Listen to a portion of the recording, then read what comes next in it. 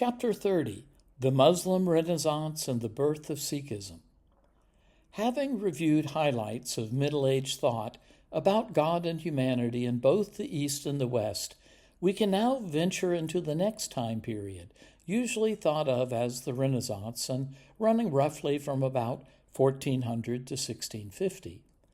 Rather than start with the Renaissance in the West, however, we'll look first at a Renaissance of sorts occurring among Muslims and the birth of Sikhism during this time period. As you'll see in this chapter, at this point in our review of the spiritual history of humanity, resonances between religious thought in both East and West abound. Here I'll seek to shine light on some of the rich philosophical parallels that can now be drawn between Eastern and Western thought. Written and produced by Thomas Ty Seal. Copyright Thomas Ty Seal, unless otherwise noted.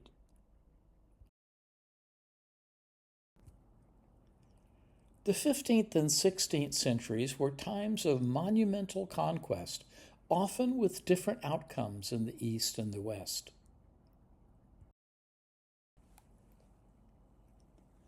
In the East, 3 new Muslim empires would be established during this time period: the Mughal Empire in India, the Ottoman Empire around the Mediterranean and Black Seas, and the Safavid Empire between them.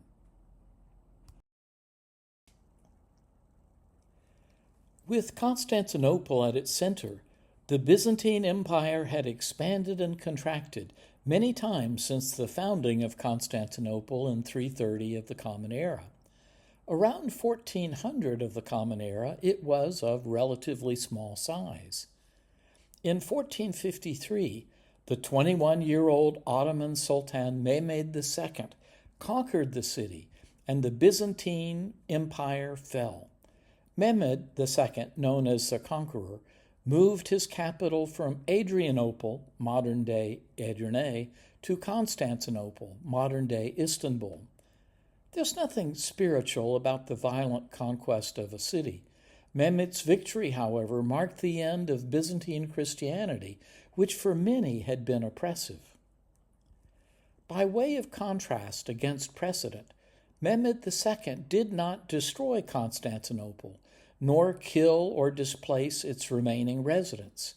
He not only allowed Christian residents to live in peace, he made it an international city, bringing in diverse people, especially displaced Jews who had suffered severe persecutions in Central and Western Europe. He also provided tax concessions to support trade and industry, gathered artists, scholars, and scientists from around Europe to Constantinople, and he started a university. After conquering Constantinople, Mehmed II not only allowed the Byzantine Church to continue functioning, he ordered the Patriarch to translate the Christian faith into Turkish. He let religious groups establish their own self-governing communities in which they could retain their own religious laws, traditions, and languages. That's spiritual evolution. As shown by the brown colors in the map, after Constantinople, Mehmed II went on conquering a host of territories, including most of Anatolia, modern Turkey, Greece, Serbia, Bosnia, Albania, and several Venetians and Genoese outposts. Again, there's nothing holy in bloody conquest, but in each conquered territory, he established religious tolerance. His Firman, edict, on the freedom of the Bosnian Franciscans is a good example. It reads, "I, the Sultan Khan, the Conqueror, hereby declare to the whole world that the Bosnian Franciscans, granted with this Sultanate Firman, are under my protection, and command that no one shall disturb or give harm to these people and their churches. They shall live in peace in my state. These people who have become immigrants shall have security and liberty. They may return to their monasteries, which are located in the borders of my state. No one from my empire, notable Viziers, clerks, or by maids will break their honor or give any harm to them. No one shall insult, put in danger, or attack these lives, properties, and churches of these people. Also, what and those these people have brought from their own countries have the same rights. By declaring this firman, I swear on my sword by the holy name of Allah, who has created the ground and sky, Allah's prophet Muhammad, and 124,000 former prophets, that no one from my citizens will react or behave the opposite of this firman.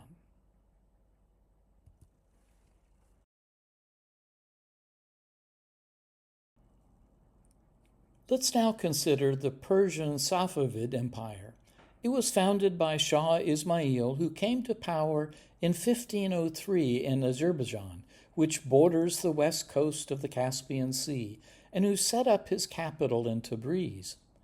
Gradually, he extended his rule over present-day Iran and Iraq. When Ismail came into power, Iran was predominantly Sunni. Thinking himself a new imam, the divinely guided leader of Shia Muslims, Ismail made Twelver Shiaism the state religion, using coercion and violence to bring the populace in line with his religious views. This forced conversion gave Iranians a distinct and lasting religious and political identity, separating them from the neighboring Ottomans and Uzbeks, who were both Sunnis. This separate identity led to a flowering of sorts in Iranian society, though not all benefited. While Shah Ismail was initially tolerant to the non-Muslim communities in his realm, toward the end of his reign, as Shia orthodoxy gained power, persecution of Jews occasionally broke out. During the rule of the fifth and especially the seventh ruler of the Safavid dynasty, Abbas I and Abbas II, Jews were at times forced to wear yellow patches marking them as Jews. With the unifying power of a distinctive Persian religious identity, Islamic art, science, mysticism, and religious philosophy flourished during the Safavid period, and in what eventually became the new capital of the Safavid dynasty, Isfahan, a philosophical school often simply called the School of Isfahan, arose to champion the ideas of the 12th century philosopher Suhrawardi, whose philosophy is known as Ishraqiyya, the School of Illumination. The School of Illumination viewed reality as a hierarchy of light emanating from the divine light of lights. This echoes the Greek philosopher Plotinus, who, recall, lived in Roman Egypt and taught that everything flows from a supreme, totally transcendent source. In the transcendent nature of this light, this teaching even echoes Buddha's Tathagata Garbha, which holds that Buddha nature transcends all reality. Similar to Chinese Chan and Japanese Zen, Tibetan Nyingma, the ancient school, and Tibetan Kagyu, the oral lineage school, the School of Illumination also taught that true understanding comes through inner experience rather than just mental logic or physical proof.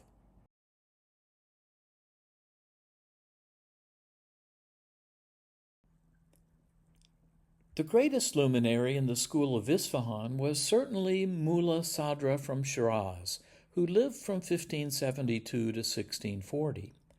Around 1597, a year before Isfahan became the new capital of the Safavid dynasty, Sadra moved to Isfahan to receive advanced training in philosophy from the School of Illumination. His massive text, known as Al-Asfar al-Araba, the Four Journeys, traces the four stages of the soul toward God and back to the world, and is a treasure trove of integrated theology. Central to his innovations was an inversion of what Ibn Sina, who we call Avicenna in the West, taught. Ibn Sina, who lived about 500 years before Mulla Sadra, taught that among contingent things we must distinguish between what can be a thing's essence or quiddity, in other words, that which makes a thing what it is, and its existence. For example, we can acknowledge that dodo birds or hundred-sided polyhedrons have an essence, but do not, as far as we know, exist. In this sense, essence has conceptual priority. We can conceive what a thing is before determining whether it exists. Mulla Sadra proposed the reverse. He held that before conceptual thought, all things are a single, undivided reality of pure existence, with no labels, only existence itself, shown in the image it left as a uniform, energetic reality. Our mind then conceives distinctions, assigns essence, what a thing is, and gives it a name. These are mental constructions not found in existence itself, as shown in the right of the diagram. Thus, existence is one reality, but appears as many through the mind. In short, what truly is existence simple and without division. Essences are mental abstractions the mind uses to understand, communicate, and function in the world. Further, Sadra held that the contingent things we know in our world have no independent reality. They are entirely dependent on God. He wrote, "Now contingent beings, those dependent on something else for existence, need something proper to them, constituting what they are in themselves. For should one consider them apart from the one who originates them, by that very fact they must be considered to be empty and impossible." Here we see not only a touch of Advaita Hinduism, that all things are existence itself, that is Brahman, but also a convergence of thought with the Buddha. In the Pali Canon, as here in Mulla Sadra, things are empty because they have no independent reality. Further, we see a convergence with Yogacara Buddhism, which teaches that what we take to be independently existing things are subject-object constructions of the mind with no fundamental reality. Of course, as we know, the Buddha refused to say anything about what remains or is encountered in emptiness, other than to say that there is an unconditioned reality upon which liberation depends. By contrast, Mulla Sadra asserted that existence itself is that fundamental reality.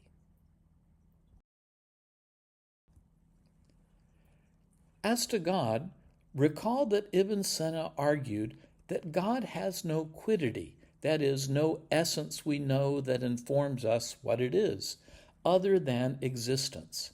That is, God's essence and existence cannot be separated. Otherwise, essence would have to cause its own existence, requiring it to exist prior to causing its existence, which is illogical. Mulla Sadra made it simpler, arguing that existence is the only fundamental reality.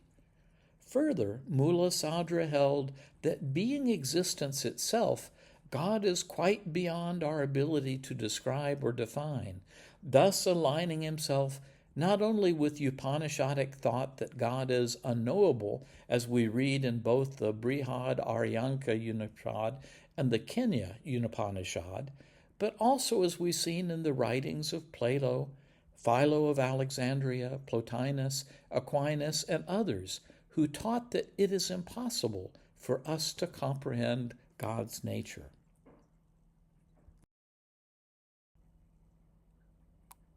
As with other philosophers, Mulla Sadra did conclude a few things about what God must be.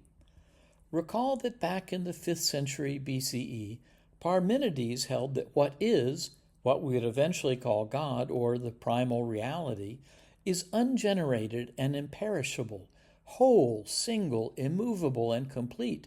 Nor was it once, nor will it be, since it is now altogether one and continuous. Further, he claimed, nor is it divided, since it is all alike, but all is full of what is. Some 130 years after Parmenides, Aristotle concurred that God must be without parts and indivisible. Jumping ahead to the 13th century, Aquinas also argued that God was simple and without parts. So now in the 15th century, Sadra wrote, "Truly the reality of the necessary being is extremely simple, and every reality that is simple is thus all the things. Therefore the necessary being is all things, and none of the things is beyond his existence." Note that Sadra not only said that God's essence is simple, but that the necessary being is all things, siding, consciously or not, with Parmenides, who said that all is full of what is. Here we can even see traces of teachings from the Flower Garland Sutra of Huayan Buddhism, that while everything appears distinct, we see in everything reflections of all things.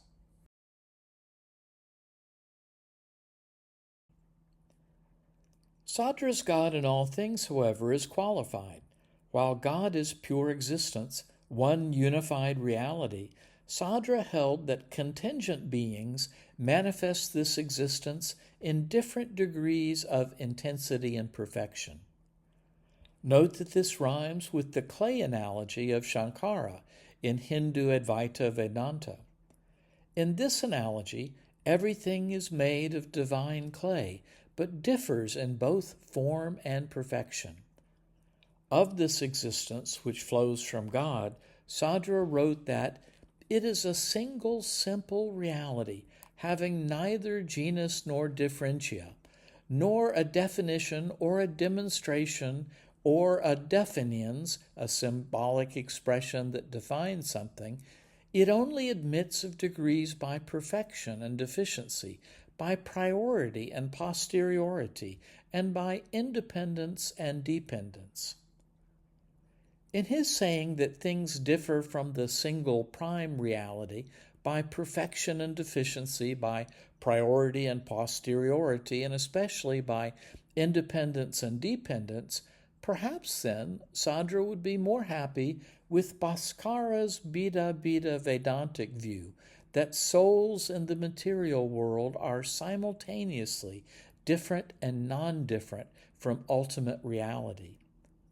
In either the non-dualist or dualist-non-dualist case, Sadra the Muslim could affirm that both teach that we are all signs, ayat, of God, as it says in the Quran, and he might also agree with Aristotle that we have a dynamic divinity within us that motivates us to return to the perfection of the One.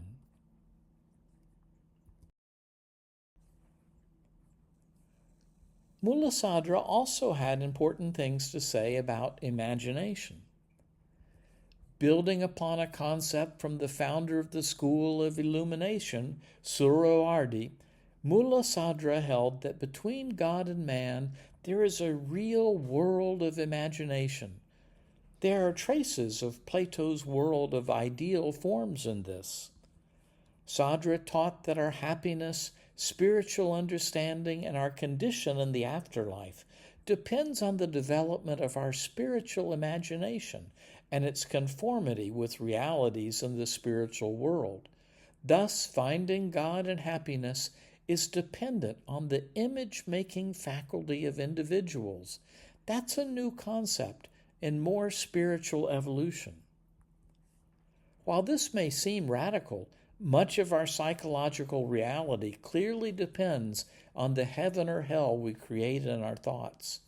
Thus, spiritual development may depend on the images we dwell on, much as the Buddha taught in the first chapter of the Dhammapada, where he says, "All we are is the result of what we have thought." Like Ibn Rushd, Mullah Sadra also held that the body survives as an imaginal spiritual form after death, and that this is the meaning of bodily resurrection.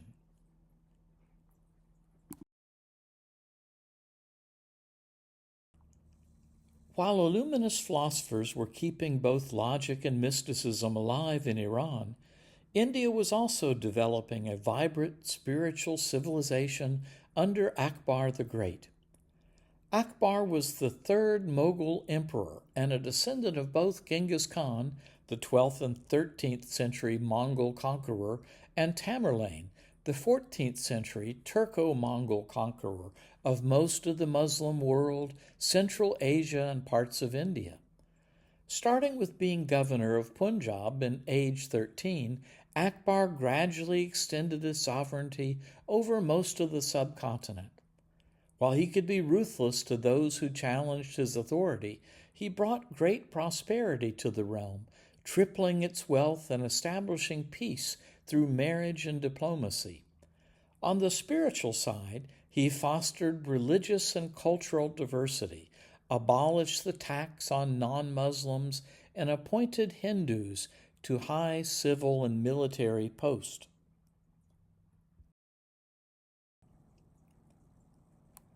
Due to Akbar's liberal views, holy men of many faiths, poets, architects, and artisans flocked to the major cities of his empire, establishing vibrant centers of spiritual and cultural learning.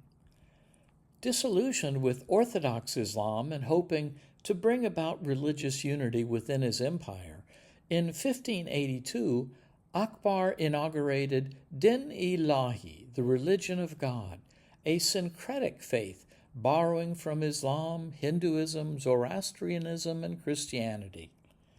Akbar's new religion, however, was vehemently opposed by Orthodox Muslim scholars and clerics and attracted few followers beyond the imperial court.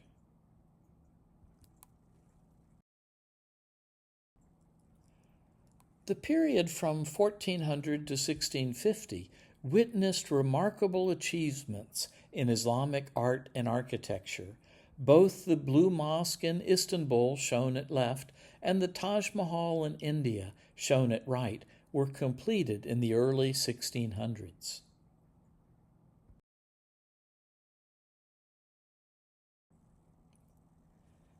We turn now to look at other spiritual developments in India during this time period. In 1499, a spiritual teacher in the Punjab region of India, Pakistan, received a revelation while bathing in the Bain River. The call of God offered him the cup of immortality and bid him to go forth and teach devotion to God. The teacher, Guru Nanak, obeyed, and the Sikh religion was born. The word Sikh means disciple or seeker. Guru Nanak was born into a Hindu family and became familiar with both Hindu and Islamic teachings. Finding some practices of both traditions unnecessary or unprogressive, he set forth what he considered the essential path to the one God.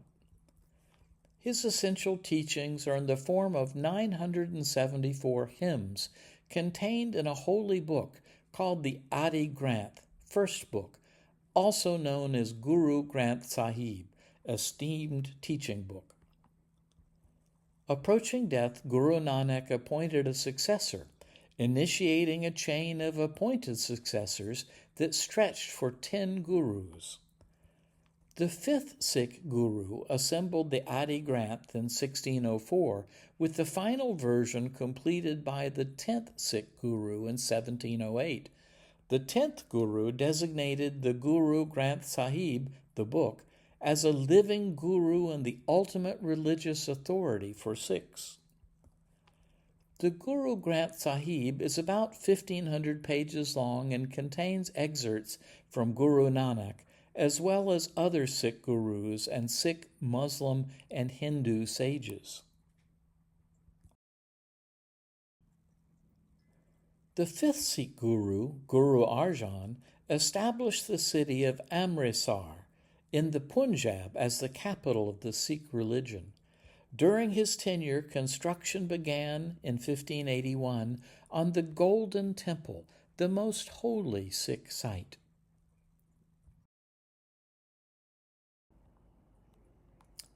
The Japji Sahib. Jap means to recite. Ji and Sahib are both terms of veneration. The Japji Sahib is composed of the Mool Mantra, the essential teaching, followed by 38 hymns of Guru Nanak. These hymns contain what is considered the essence of the Sikh religion. Sikhs recite this daily. The Mool Mantra and the first 2 stanzas are shown below. There is only one God. Truth is his name. He is the creator, protector, without fear, no enmity, the first entity, never born, self-perpetuating.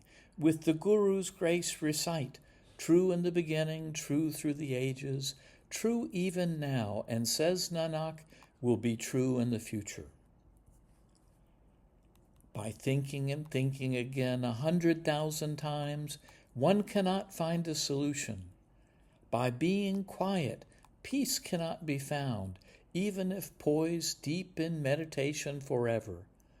The hunger of the hungry cannot be quenched if food is carried as baggage. One may possess 100,000 clever ideas, but even one will not accompany him or her. How then can one be purified? How can one throw away the falsehood?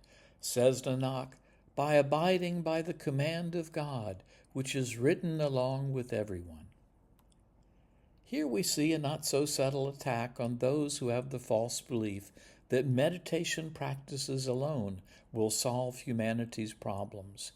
Rather, as you'll see next, the Sikh call is to abide by the will of God, which the Japji Sahib goes on to explain, and which includes the call for action. The verses continue. By your command, entities are formed. Your command cannot be predicted. With your command, one obtains respect and is praised. By your command, ups and downs occur. With your command is written suffering and happiness. Without your command, no one is blessed. With your command, one lives in perpetual migrations.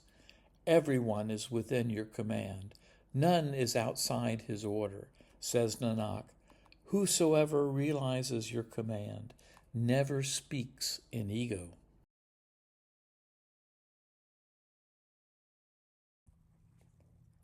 There are both ancient moral teachings common to all religions and some that are unique or progressive in Sikh religion. Here's a partial list. Abide by the teachings of the 10 Gurus and the instruction of Guru Granth.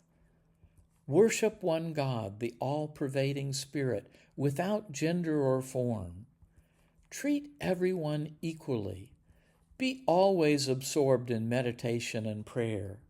Make an honest income by honorable methods. Share earnings and selflessly serve others. Avoid pride, lust, greed, anger, and attachment. Participate in the Sikh community and follow its code of honor. Wear 5 articles of faith, a symbolic sword, a Sikh undergarment, a wooden comb, uncut hair for men often in a turban, and a steel wristlet. Do not take intoxicants. Practice moral behavior. Do not commit adultery. And be baptized.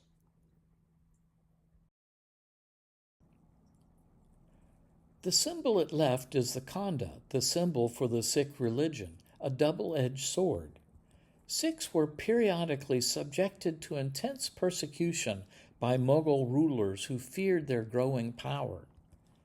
After the execution of the 5th Guru by the Mughal Emperor Jahangir in 1606, the 6th Guru assembled an army to fight against Mughal rulers, and the first Mughal-Sikh war erupted in 1621.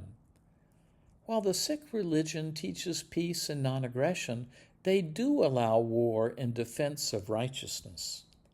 To fight against Mughal sovereignty, Small groups of Sikh states in the Punjab region merged to form the Sikh Confederacy in 1716. The Mughal Emperor Aurangzeb executed the ninth Guru, Teg Bahadur, in 1675. In 1699, the 10th Sikh Guru, Guru Gobind Singh, organized a special class of warriors known as the Khalsa, who were loyal only to the Guru, not local Sikh rulers.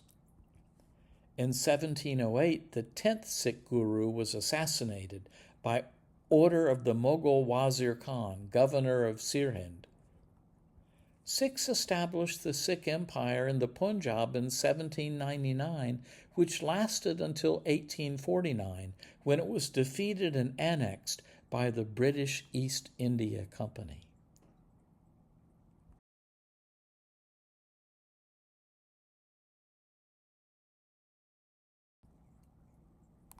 The Renaissance years in the Middle East and India are characterized by attempts to blend empire and spirituality. This is hard to do, but some progress was made and can be seen in the religious freedoms which Mehmed II promoted and in the ecumenicalism of Akbar's India.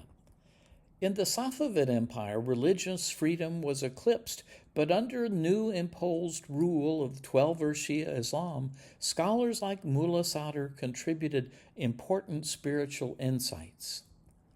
The Sikh movement in India was remarkably progressive, but became bogged down in progressive militarization and empire building.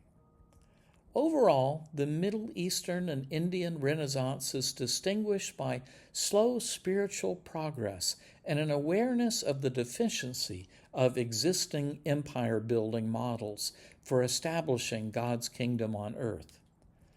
Though the luminaries we studied in this chapter may not have been able to see it as clearly as we now can, we see during these years the beginning of a convergence in spiritual understanding across religions. We turn now to look at the persecution Jews suffered and the mysticism they developed to survive during what we think of as the Renaissance.